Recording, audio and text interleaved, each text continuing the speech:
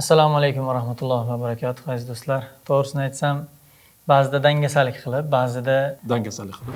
yana ham dangasalik qilib darslarni amallab olib keldim shu yergacha. Oramizda ko'p o'rganayotib turganlar bo'lsa, motivatsiyasi tushib ketmasin. Qo'limdan kelgancha, aqlim yetgancha harakat qildim. Biroz vaqtlarim bo'lmay qolgan vaqtlar bo'ldi. Shuning uchun ming bor uzr so'rayman. Alloh rozi bo'lsin. Ustoz juda ham sabr qilib menga o'rgatib kelmoqdalar. Ustoz, nimalarni o'tamiz bugun? Xo'p, bismillah, alhamdulillah va salatu vassalam ala rasulillah. Hali bu qilingan dangasaliklarni, dars qilmasdan o'tkazilgan vaqtlarni pulini to'lanadi. Ya'ni ko'proq oxiratga borganda ko'proq ko'riladi buni mukofot yoki jazosi.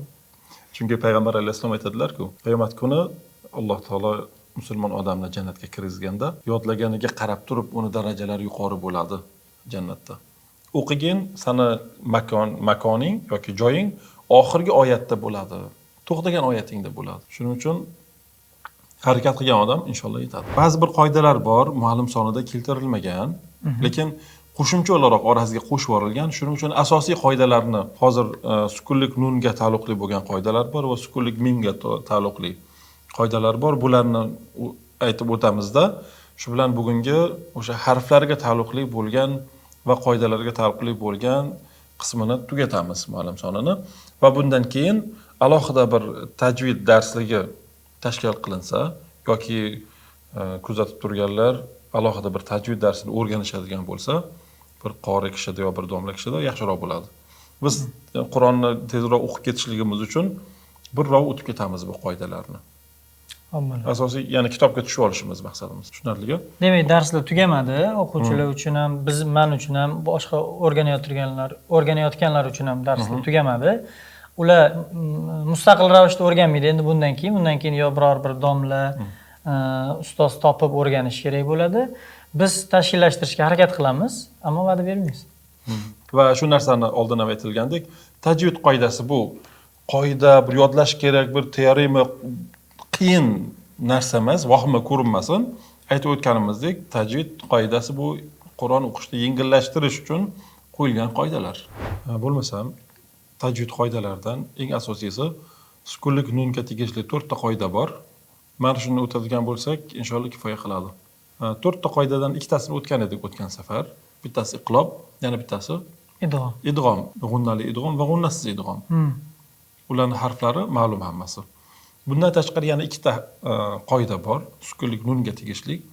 Ularni o'rganishimiz kerak. Sukunlik nunga tegishli hamma harflar, ya'ni 28 ta harf aloqasi bor sukunlik nunga o'qilayotgan paytda. Shuning uchun bularni o'rganmasak bo'lmaydi. Xo'p, izhor qoidasini o'tamiz bugun. Oxirida bitta hammasini to'plab turib, keyin tushuntirish qilamiz. Tamam? Izhor so'zi lug'atda bildirish ma'nosini, istilohda esa sukunli nun yoki tanvindan keyin quyidagi harflarning biri kelganda nun yoki tanvinni bildirib g'unnasiz o'qishga aytiladi. Bular hammasi 6 ta harflar. Hamza, ha, ayn, ha, g'oyn, xo. Misol, sukunlik nundan keyin hamza keldi. Man amana nunni bildirib tiniq o'qiladi. Man amana. Zotan sukun bor-ku bu yerda. Sukun bor, lekin idg'omda keyingiga qo'shib yuboriladi-ku yoki iqlobda nun mimga almashib ketadi. Lekin shu 6 ta harf kelganda nunni aniq o'qiladi. Tushundim. Bu yerda amana deyilmaydi. Agar bu yerda bu bo'lmaganda mammana bo'lib qolardi, shunaqami? Shunaqa. Sukunlik nundan keyin qaysi harf kelishiga qarab nun har xil holatda bo'ladi. Tushundim. Man amana. Bunda nunni to'liq o'qiymiz. Man amana. Bunda sukunlik nundan keyin ha harf keldi. Man halaka. Bu sukunlik nundan keyin qaysi harf? In alimtum.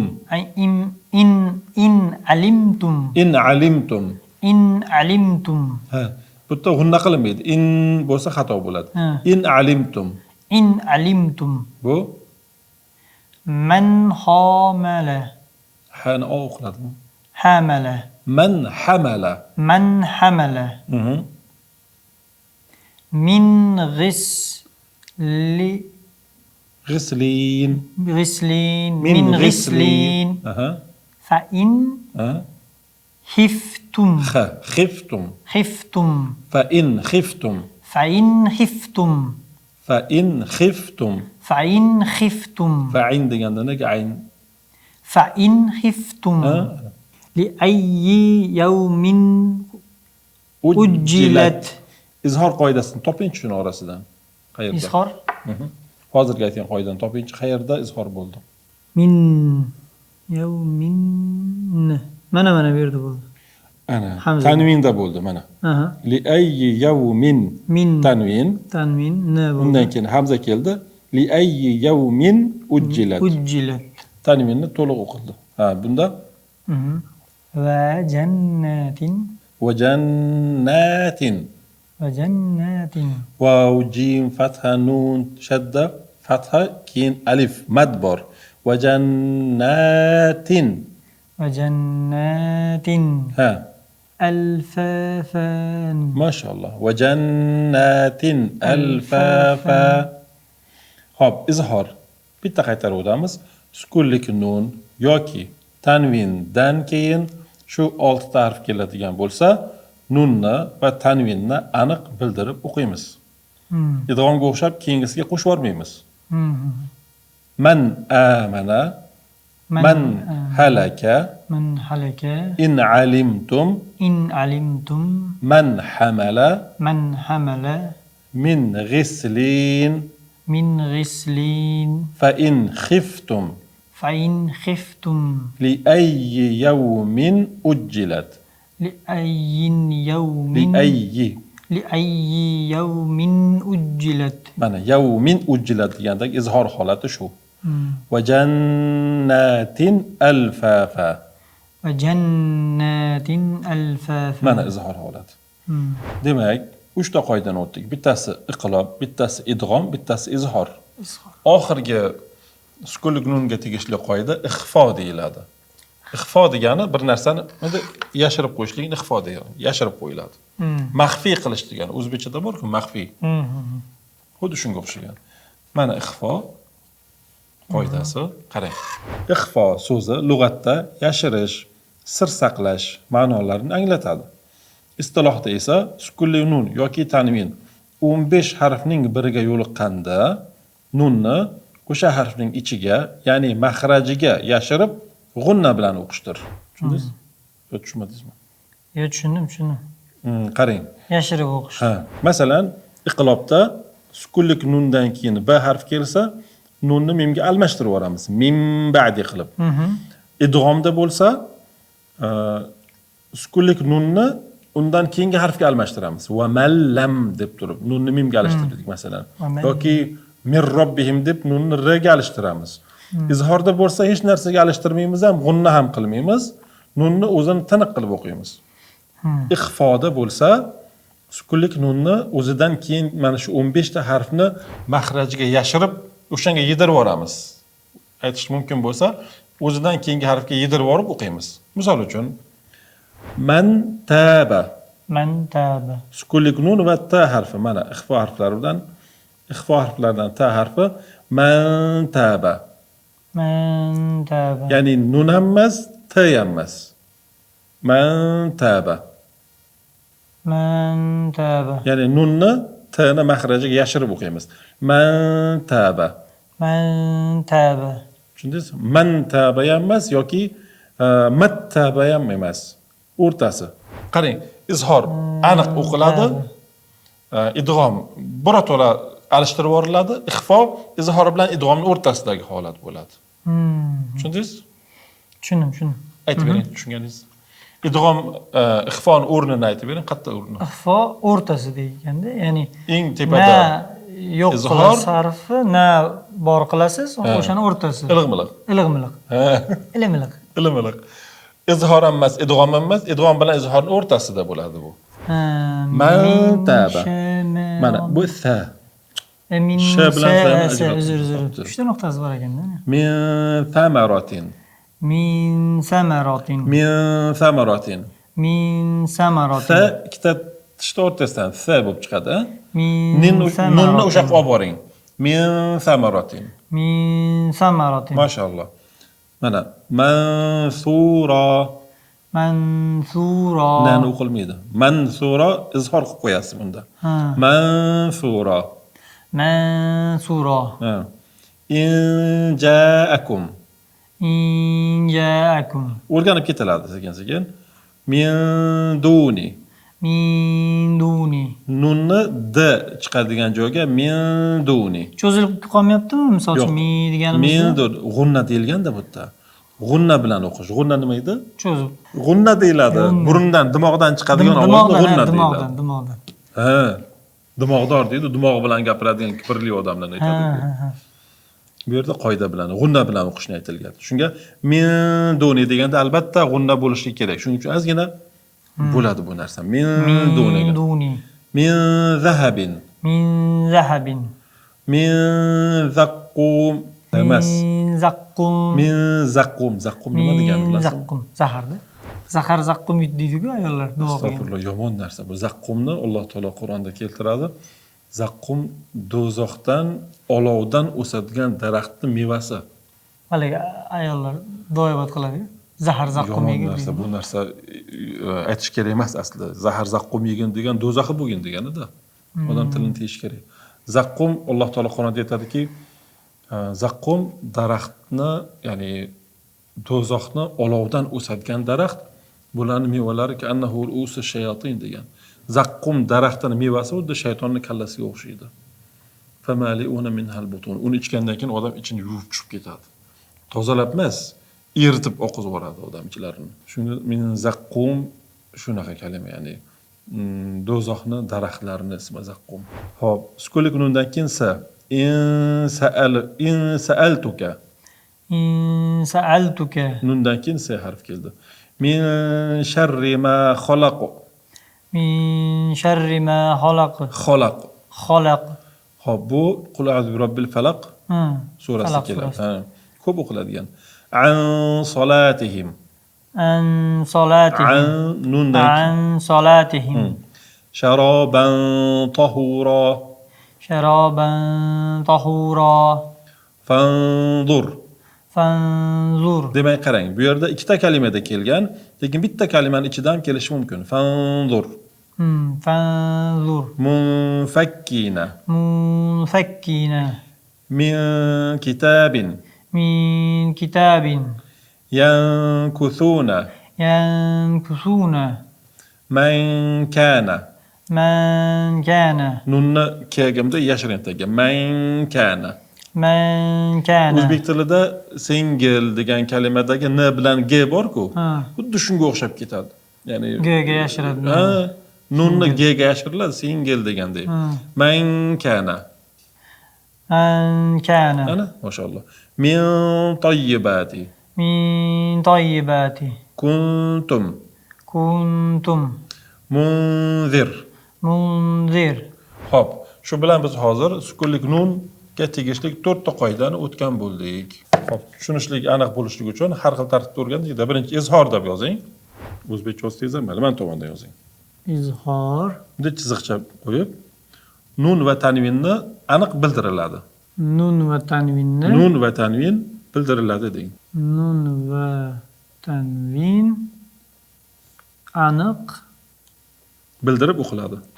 bildirib o'qiladi. Xo'p, o'rtada bitta qoldiringda, endi bu yog'iga idg'om deb yozing. Bu yog'iga ixfoni keyin yozamiz. idg'om. Idg'om. Nun va tanvin nun va tanvin o'zidan keyingi harfga o'zidan keyingi harfga alishtirib o'qiladi. Alishtirib, almashtirib g'unnali va g'unnasiz o'qiladi. g'unnali va g'unnasiz o'qiladi. g'unnali va g'unnasiz o'qiladi. Hali g'unnali idg'om, g'unnasiz idg'om bor o'sha. Endi bu yog'iga iqlob. iqlob. Nun va tanvin nun va tanvin mim harfiga alishtirib o'qiladi. mim harfiga Alishtirib G'unna bilan o'qiladi. G'unna bilan o'qiladi. Aha.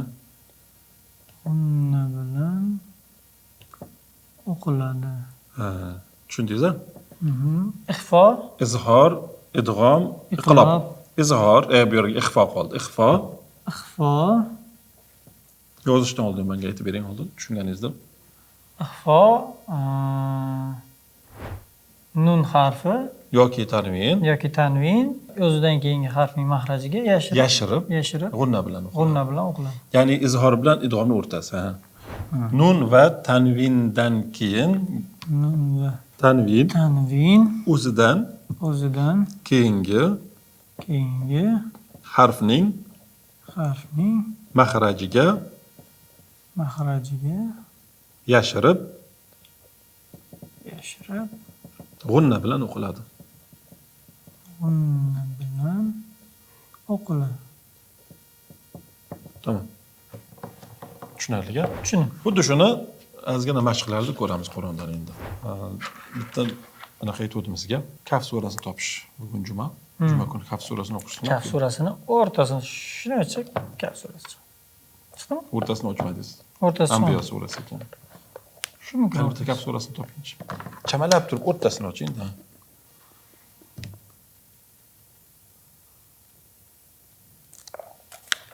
Ha, xo'sh. Isro surasi, Isrodan keyin Kaf surasi mana. Mana bo'ldi. Xo'p, bitta shuni o'qiylikchi. Va qaysi qoidaligini topamiz. Mayli ozgina vaqtimiz ketsa ham, 4 ta qoidani biz yaxshilab o'rganib olishligimiz uchun ko'proq misollarni ko'rishimiz kerak bo'ladi, ha? So'ida dan juruza so'idan juruza. Endi sukunlik nun yoki tanvindan keyin qaysi harf keldi? Jim harfi. Jim ixfo harflaridan bo'lgani uchun so'idan so'idan emas. Jimni mahrajiga yashiramiz. So'idan juruza. So'idan juruza. Xo'p, mana-chi i'dan boshlab o'qiymiz. Birinchi yozilganday o'qib turib, keyin tajvid qoidasidan o'qiymiz. Birinchi qanday yozilgan bo'lsa shunday. Ha. Ilahan laqad qulna. Endi tajvid bilan o'qiymiz. Tanvindan keyin lam harf keldi. Lam harfi idg'om harflaridan bo'lgani uchun tanvinni lomga alishtiramiz. Ilahal laqad qulna. Qulna. Tagida shunday. Ha. Min dunihi. Bitta nozik joyi bor, qarang. Ixfoda sukunlik nunga ustiga sukun qo'yilmaydi. Bunda aslida sukun bo'lish kerak. Min dunihi bo'lish kerak. Tushundingiz? Sukun qo'yilmagani bu degani nunni o'zidan keyingi harfga yedirib olgan degani. Min dunihi. Tushundingiz-a? Min dunihi. Nimaga sukun qo'yilmabdi nunga? Ozgina dimog'ida nima qilamizda? Sukunlik nunga sukun qo'yilmagan. O'zidan keyinga yedirib olgan degani bu. Ixfo qoidasi bor degani. Xo'p, sukun qo'ysa yedirmasmi deymiz? Mana tagida. Faman nun qo'yildi, nun ustiga sukun qo'yildi. Undan keyin hamza kelgani uchun izhor bo'ladi bu yerda. Faman azlamu. Narada sukun qo'yib turdi muallim sonida. Endi mana bunday Usmoniy mushaflarda ba'zilarda shunaqangi qoidalarni berib ketiladi. Yana bitta sirni aytaman sizga hozir. Mana shuni o'rganib olaylik-da. Har xil Qur'onda har xil aytilishi mumkin. Ya'ni bitta shu qoidani bilib olinsa, masalan, mashina haydash bilasizmi? Yo'llarda chiziqlar bo'ladi-ku, palasalar bo'ladi. Palasalarni o'qishni bilasizmi? O'qishni deganim tushunasizmi? Qaysi palasa qanaqa?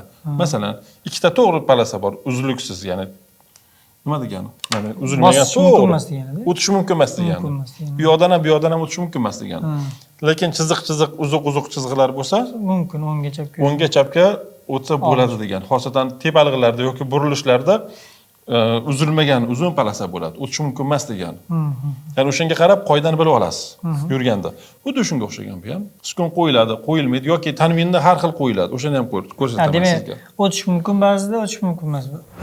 Shunaqa. Xuddi shunga o'xshagan. Demak, bu yerda sukun qo'yilmadi degani o'zidan keyingiga yedirib yuborasan, ixfo qilgan degani. Men duniga o'xshagan. O'qisa ham xato bo'lmaydimi shunda? Nunni o'qisa xato bo'lmaydi, lekin tajvidga qoidasiga amal qilmagan bo'ladi. Ma'no o'zgarmaydi masalan, lekin tajvid qoidasiga amal qilmasdan o'qigan. Misol uchun min dunihi deb o'qisa ham bo'ladi, minunhi deb o'qisa ham bo'ladi. Min dunihi deb o'qisa bo'ladi, lekin tajvidga qoidasiga rioya qilmagan bo'ladi. Tushundim. Min dunihi tagidagi mana sukunlik nunga sukun qo'yilgan, undan keyin hamza bo'lgani uchun ana o'qiladi. Faman adlamu. Faman adlamu. Faman adlamu. Faman adlamu. Ana, tushundingizmi? Men sizga aytmoqchi bo'lgan qoida qarang qanaqa. Tanvin ikki xil yoziladi. Oldin ham qaysi bir darsda aytganman bu narsani. Ustma-ust bo'lgan tanvin, tekis yozilgan tanvin va sal qiyshroq bo'lgan tanvin bor. 3 xil tanvin bor edi. Yozilishida faqat. Qarang, bu bir xil, mana hozir ko'rganimiz mana. Ilahan. Buni izhor qilib o'qiladi. Ilahan akharu. Tanvindan keyin hamza, ya'ni alif keldi. Nunni bildirib o'qiymiz. Ilahan akhar. Izhor qoidasi bu yerda. Tushundingiz? Endi qiyshroqni ko'ramiz hozir. Mana qarab turing. Pastdagi. Tepada pastda farqi yo'q. Bu qiyshiq ko'rdingizmi? Misol mana bu yoqqa yozilgan. Bunga o'xshagan ustma-ust tekis yozilmaganda, bunda qiyshroq mana bu yerga yozilgan. Munqalabin yanqalibun. Munqalabin yanqalibun. Bu degani idg'om qilib o'qiysan degani. Munqalabi yanqalibun. Tushundingiz? Buni yedirib yuborib. Bu idg'om qoidasi. Tanvin yoki sukundan keyin ya harf keldi. G'unnali idg'om. Munqalabi yanqalibun. Xuddi shu yerda o'zida qarang, ixfo qoidasi ham bor. Nundan keyin qof harf keldi. Yanqalibun va aytib o'tganimizdek nunning ustiga sukun qo'yilmagan. Ozgina chalkashtirdimmi? Yo'q, tushundim. Tushundingizmi? Qo'yilmagan. Mana shu yerdan boshlab, mana bittacha o'qisangiz 3 ta qoida bor.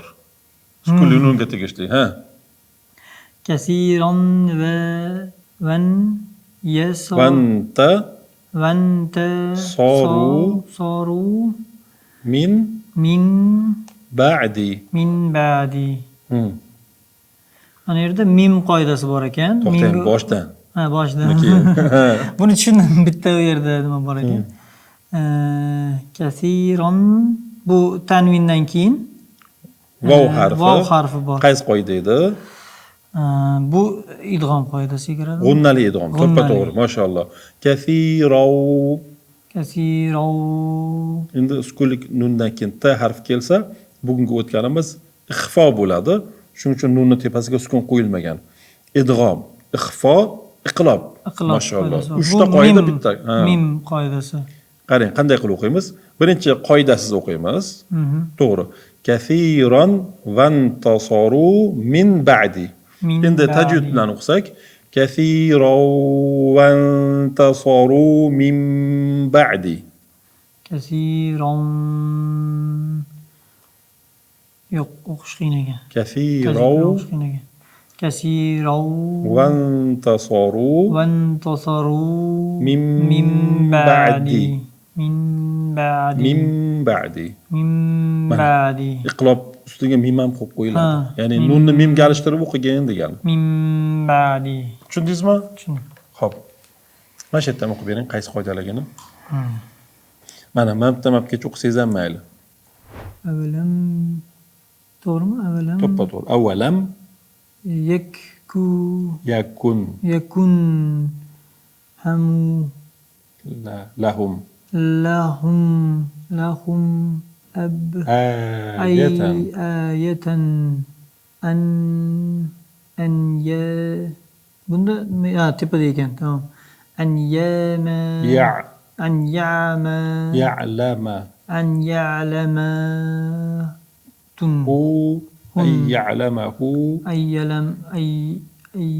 birinchi qoidasiz o'qib beraman. Avalam qaytaring. Avalam yakun yakun lahum lahum ayatan ayatan an an ya'lamahu ya'lamahu ya'lamahu. ya'lamahu. Endi qoida bilan o'qiymiz. Avalam yakul lahum nun va undan keyin lom harfi idg'om bo'ladi. Avalam yakul lahum. Kullahum Tushunarliga? Ayatan. ayatan Tanvin undan keyin alif izhor bo'ladi. Ayatan ayatan ay ya'lamahu. ayyalamahu Ay ya'lamahu. ayyalamahu. Sukunlik nundan keyin yo harfi idg'om bo'ladi. Demak, idg'om, izhor, idg'om. Tushunarliga? Shunday tepasiga o'tamiz. Bilisanin bilisanin arabiyyin arabiyyin mubin. mubin Hop. Bilisanin bilisanin ayn harfi, ayn izhor harfi bo'ladi. Shuning uchun tanvinni aniq o'qiymiz. Bilisanin arabiyyin mubin. bilisanin arabiyyin Arabiyyin arabiyyin mubin. mubin. Bu yerda izhor, bu yerda idg'om bo'ldi. O'tamizmi yana? Bironta yo charchadingizmi? Bilmadim emas, charchamadingiz. Yo'q. Xo'p. Jon kuydirmasang jonona qattan. Min qawmika Min qawmika. min qawmika. Qanaqa qoida bor?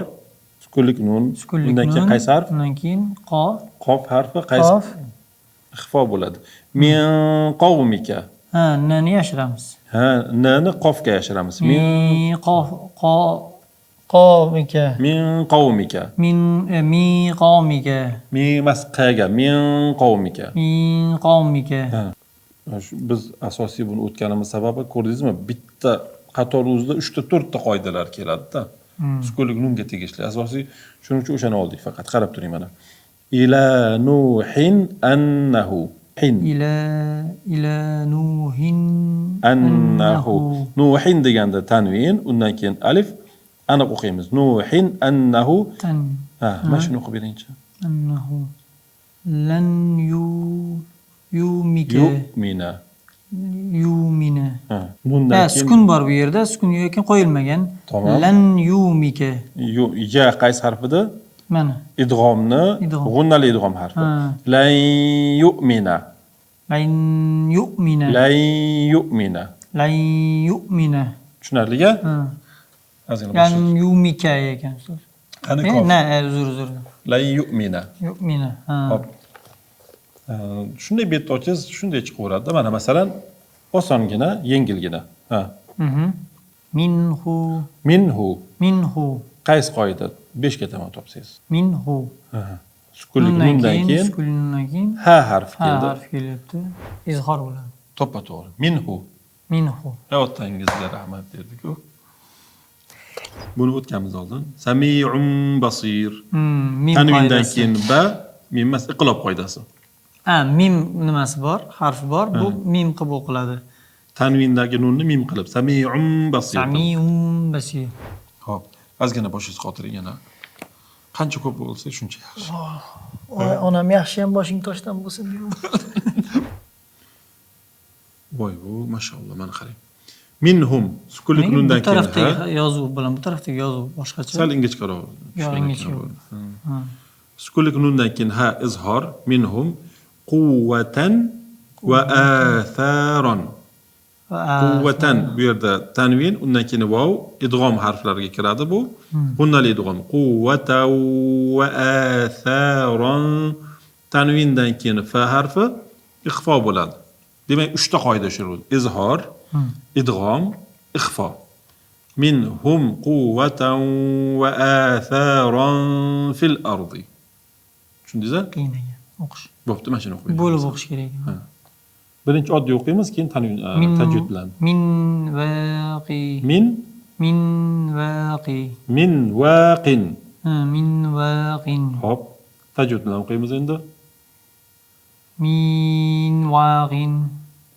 Min vaqin. Vav idg'om. G'unnali idg'om. Miwaqin. Miwaqin. Ana. Tushundingiz? Ha. Xo'p, mana shu darsda endi yaxshilab ter to'kmasangiz bo'lmaydi. Bu oxirgisi desa ham bo'ladi qoidalarda. Keyingi safarda kalimalarni o'qiymiz bo'lmasam. Qur'ondan kalima, shahodat kalimasi. Bo'lmasam bugungi darsimiz shu yerda yetadi inshaalloh. Esdan chiqarmaylik. Izhor, o'rtadagi ixfo, undan keyin idg'om, g'unnali g'unnasi idg'om, keyin iqlob.